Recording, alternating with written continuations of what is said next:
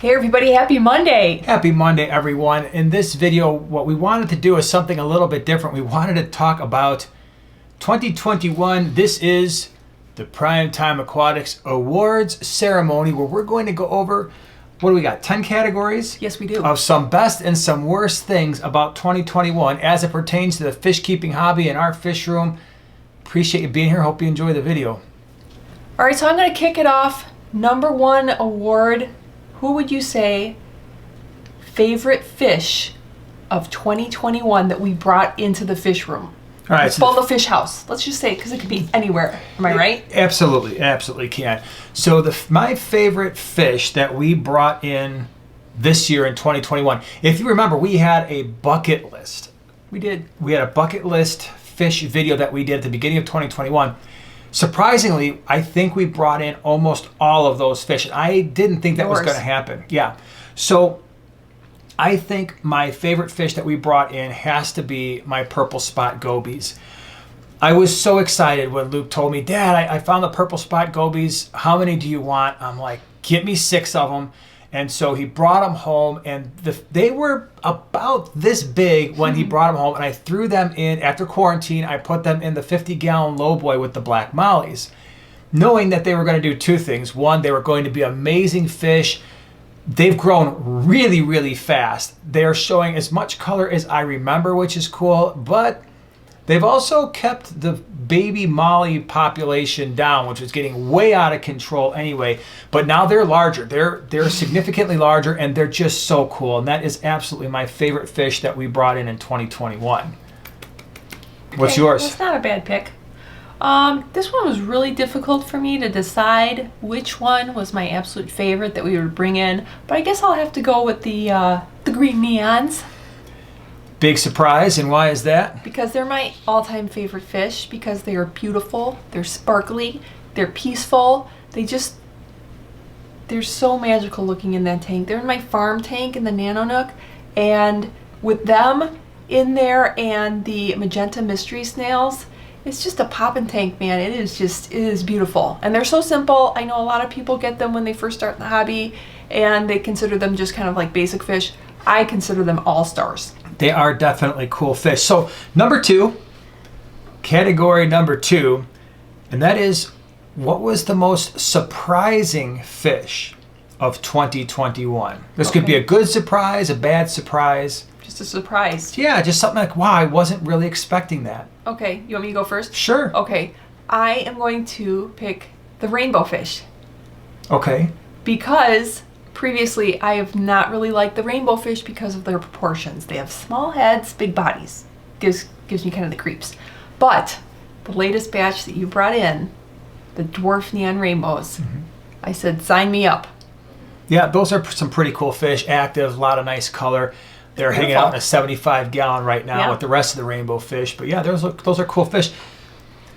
My most surprising, this is a common fish, but we brought in a group of silver dollars, and I brought those in because I'm always talking about how they can make great dither fish for larger South and Central American fish. By dither fish, I mean fish that are just going to swim around, kind of bring those other fish out of their shell. It's a schooling fish.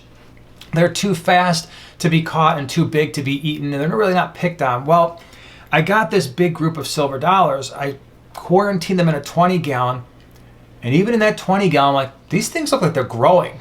I put the group in a 125, and what's surprising to me, and I've had silver dollars many times in the past, I forgot just how fast these things grow. They are getting bigger, it seems like, every single day. So that was kind of a surprise for me this year, just forgetting just how fast some of these fish can grow. The silver dollars were definitely one of them. Okay. Now, you're next, right? I am. Okay. All right, so this would be the most disappointing fish that we have brought into the fish house. Most disappointing fish for me. So I love this fish, and I was extremely excited to get this fish when we got them. I spent, I think it was well over $200 on this fish, a group of them. And these were the Furcifer Rezebas. I first saw these fish when I did the fish room tour of Jason's fish room, and I was absolutely floored by how beautiful these fish were. I was like, wow, these are amazing. So I get this group, I believe there were 6 or 8 of them. Like I said, I spent a lot of money at the rare fish auction. I put them in the top 33 gallon long. They were small when I first picked them up, and I figured, okay, they can be in here for a little while. When they grow out, I will transfer them to a larger tank. The reason I found them so disappointing is, one, the males were a little bit rougher on one another, even from a very small size than I expected. That made them a little bit skittish. 2, they are master jumpers and managed to find the smallest spaces to jump out of the tank. And even during water changes and stuff, we had a couple go right out, hit the floor and die. So I started out with, I don't remember if it was 6 or if it was 8. It might have been 6. But now we're down to 2. Bummer. Females. Oh. They don't get colorful. They stay silver. So not only did I spend all this money on these fish, I've now got 2 females and a 125 that are going to show no color, and I don't really want to spend the money to try that horrific thing again. So love the fish, great color, horrible experience. What are you going to do? I mean, it just happened. You? My most disappointing fish would have to be Killer, now known as Blaze, my baddest Asamensis, just because I wanted him in the 12 gallon. It was going to work out great. I love the Scarlet Baddest. I just had a plan, and of course he kind of threw a wrench into the plan. But it's worked out okay, even though I would consider him my most disappointing fish. I still love him. I renamed him Blaze, and like I showed you, I redid a tank just for him. He has plenty of room, and he still is loving life and all that. Now, next award, the best Aquascaped tank of 2021 in our fish house. And you did a lot of aquascaping. Do you have any idea how many tanks you scaped this year? No. I mean, it's got to be somewhere 20 to 30, somewhere in there. Really? Yeah. So, do you have a best one? Which one is your favorite? You know, I'm very hard. As soon as I finish the tank, I want to change it. I want to tweak it. I want to fix certain things, but it's really hard to. So it's very hard for me to pick a favorite of my own. I would have to say, if I had to pick one, it would be the one that I just did, the Candy Cane Island. I just really like it because I've always liked the island style scape, and the colors are just very striking, and it's very relaxing for me, and everybody's just very peaceful and chill in there. And it was just kind of like a vision that I had that kind of worked out pretty well. That would have to be, if I had to pick one.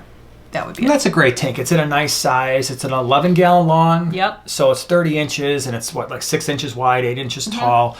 So yeah, that's a great scape. I would say my favorite is definitely the one in the kitchen, the 5 gallon. You were gonna pick that one. Yeah, so behind the scenes, one of the things that you wouldn't normally see is Joanna, in her quest of aquascaping, has always kind of billed herself as someone who wants to bring aquascaping to the masses and try to do things in a simple way so that people can follow along and hopefully do that.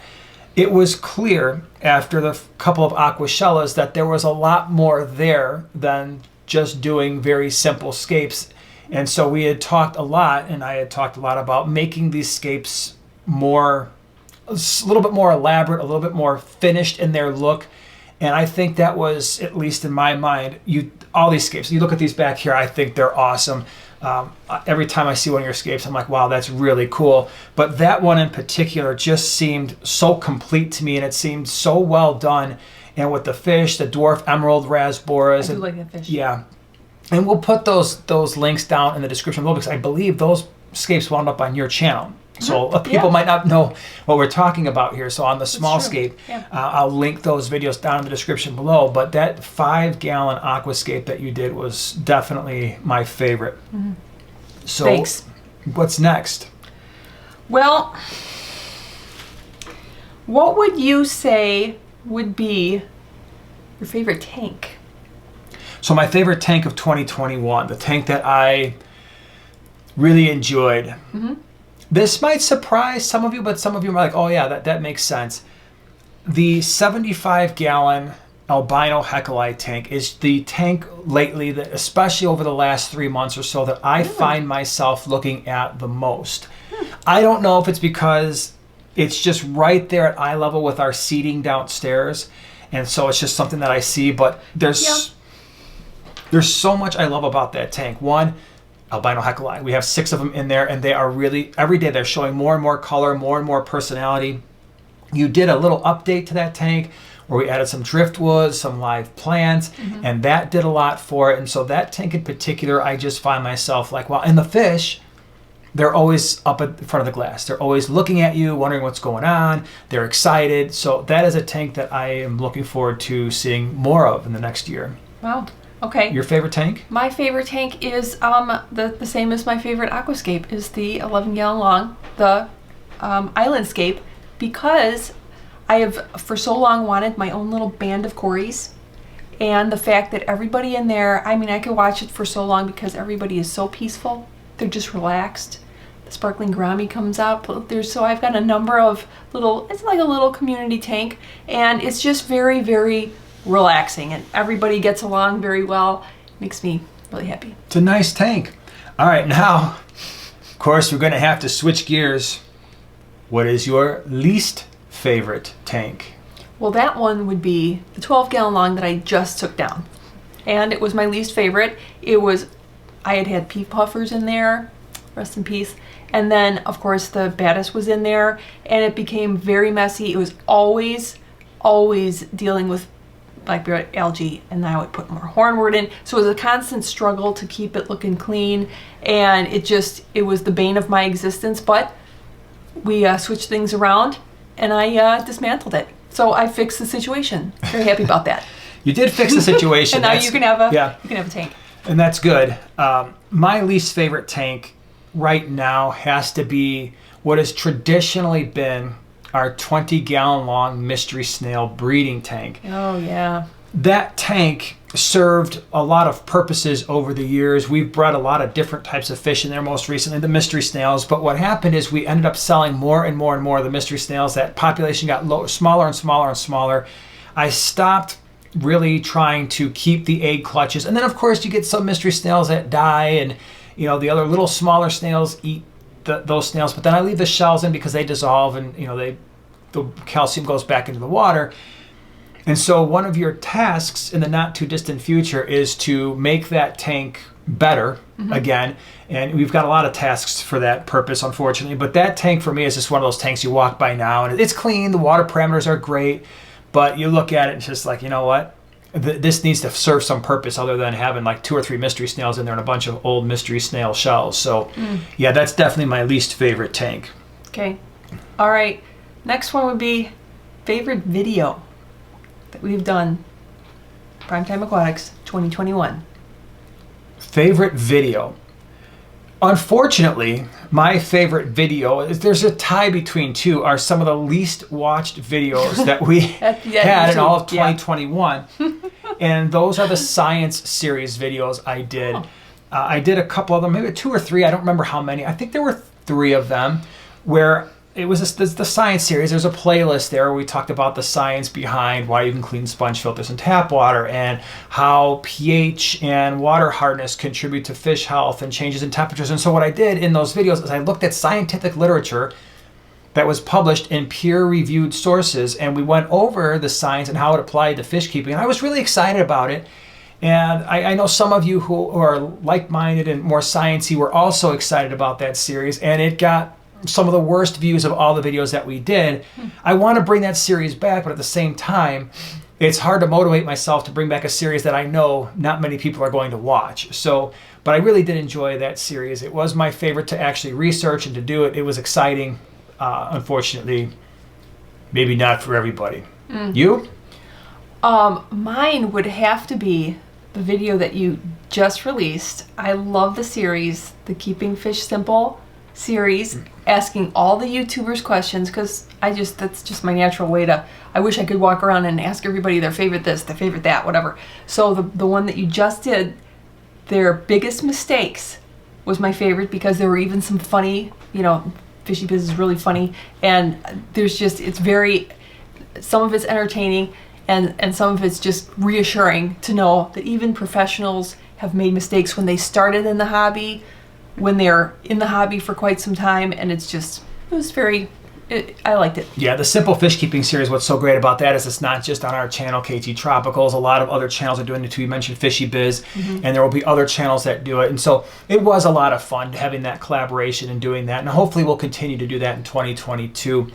So next thing, and this is not necessarily, it doesn't have to be a fish, but best thing that happened related to the fish keeping hobby in 2021. Best thing that happened in the hobby? In the hobby, in the fish room, whatever. Well, I'm going to say in the fish room. Okay.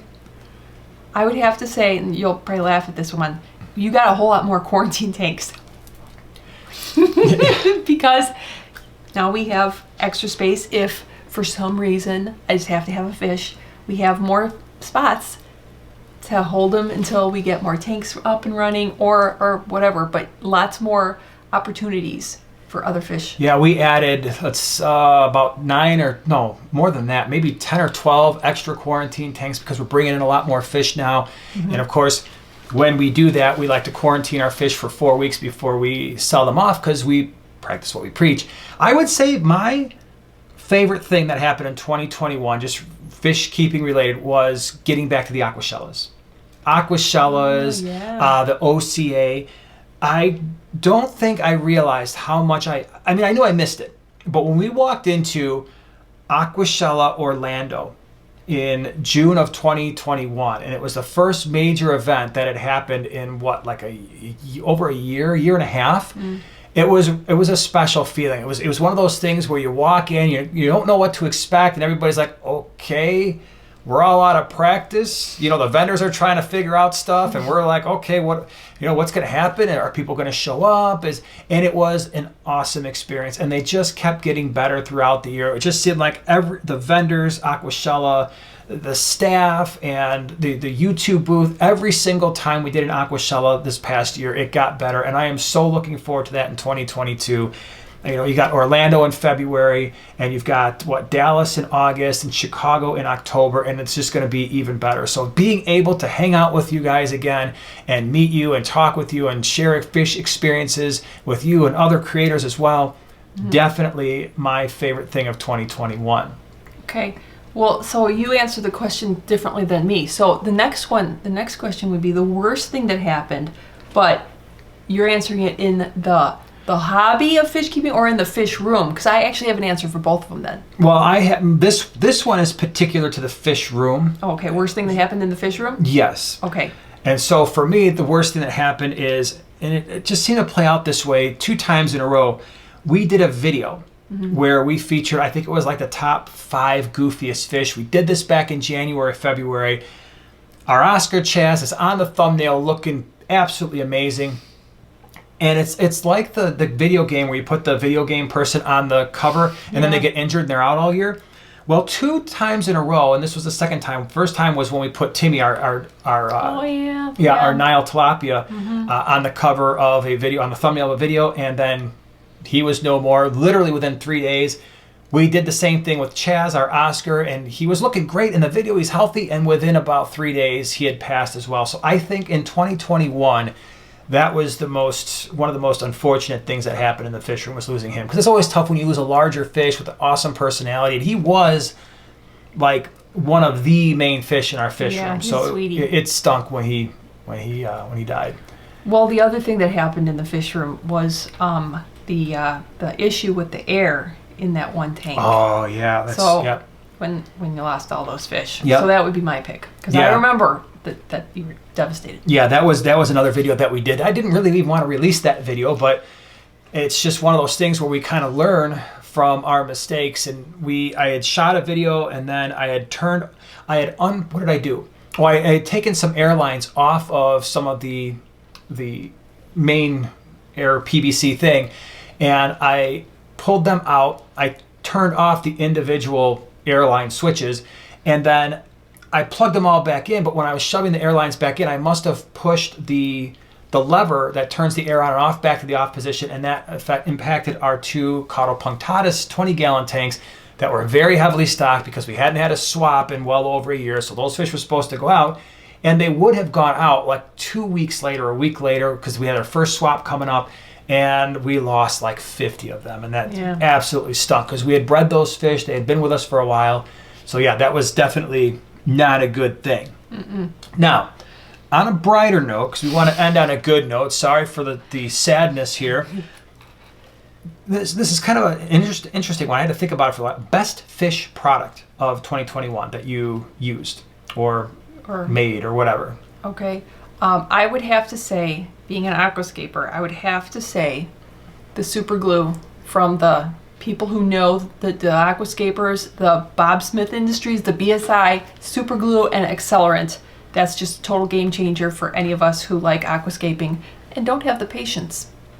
Yeah, I would say my number one thing that I saw in 2021 in terms of a product was the Zen Aqua stands. Oh yeah. So those Zen Aqua stands are really cool. We did a video where we featured those stands, and ours is a small one, but they do some really elaborate aquarium stands that are made of wood and they're very natural.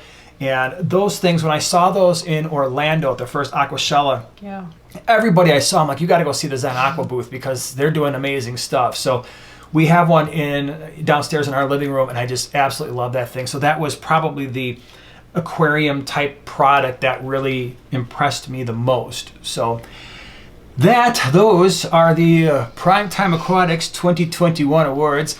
Hope you enjoyed the video. Would love to hear from you down in the comments section below. Did you have a favorite thing that happened to you in 2021, a worst thing?